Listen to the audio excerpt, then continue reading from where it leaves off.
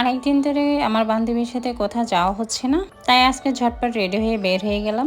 দুজনেই রিকশায় বসে বসে ভাবতেছিলাম যে কোথায় যাওয়া যায়। যাই হোক, আসসালামু আলাইকুম, নতুন একটা ভিডিওতে আপনাদের স্বাগতম। আশা করি সবাই অনেক ভালো আছেন। আলহামদুলিল্লাহ, আমিও ভালো আছি। যেতে যেতেই একটা দর্শনীয় বাড়ির কথা মনে পড়ে গেল। আর এইদিকে আমার বান্ধবীকে নিয়ে বের হওয়াতে সে অনেক খুশি, কারণ সে সবসময় বলে আমি একা একা বের হয়ে তাকে নিয়ে কোথাও যাই না।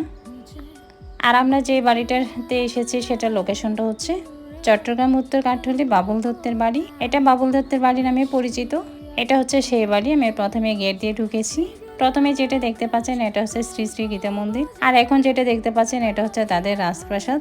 বাড়ির আশপাশটা বেশ সুন্দরই দেখাচ্ছিল। আর এখন যেটা দেখতে পাচ্ছেন এটা হচ্ছে একটা মাঠ। এদিকে দেখতে পাচ্ছেন তাদের গাড়ি রাখার জন্য পার্কিং রয়েছে। পিছনে যেটা দেখতে পাচ্ছেন তাদের হচ্ছে পুকুর ঘাট। এইদিকে প্রথমে যেটা দেখতে পাচ্ছেন দুইটা বাঘের ভাস্কর্য। ভিতরের দিকে দেখা যাক কি কি দেখতে পাই। মূলত এই বাড়িটা কেন তৈরি করা হয়েছে সেটাই দেখবো আজকে। এদিকে যাওয়ার সময় আমি দেখতে পাচ্ছি কাজী নজরুল ইসলামের একটা ভাস্কর্য। পরে আরেকটা দেখতে পাচ্ছি রবীন্দ্রনাথ ঠাকুরের একটা ভাস্কর্য। এরপরে দেখতে পাচ্ছি তার স্ত্রীকে নিয়ে কিছু স্মৃতি। আর এখানে যে এই গাছগুলো রয়েছে ভারী সুন্দর দেখাচ্ছিল সারি সারিতে। বিভিন্ন ধরনের এখানে ফুল গাছও রয়েছে দেখতে পেলাম। আর পুকুরের পাশ দিয়ে বসার জন্য একটা স্পটও রেখেছে তারা। এরপর দেখতে পেলাম তার স্ত্রীকে নিয়ে কিছু স্মৃতি। এখন মনে হচ্ছে যে তার স্ত্রীকে নিয়ে যতগুলো স্মৃতি ছিল সবকিছু তিনি এখানে ভাস্কর্য হিসেবে তৈরি করে রেখেছেন। এটা হচ্ছে তাদের পুকুর। এখানে নাকি অনেকগুলো মাছও রয়েছে। আমরা যখন গিয়েছিলাম তখনও অনেক লোকজন এসেছিল।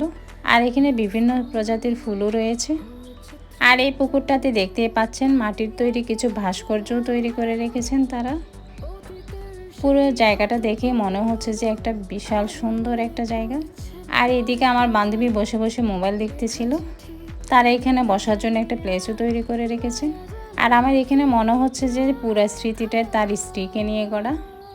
এই জায়গাটা বেশ নিরিবিলি, এখানে এসে আপনারা ঘুরেও যেতে পারেন। আজকের ভিডিওটা এই পর্যন্ত। দেখা হবে নতুন কোনো ভিডিওতে। আল্লাহ হাফেজ।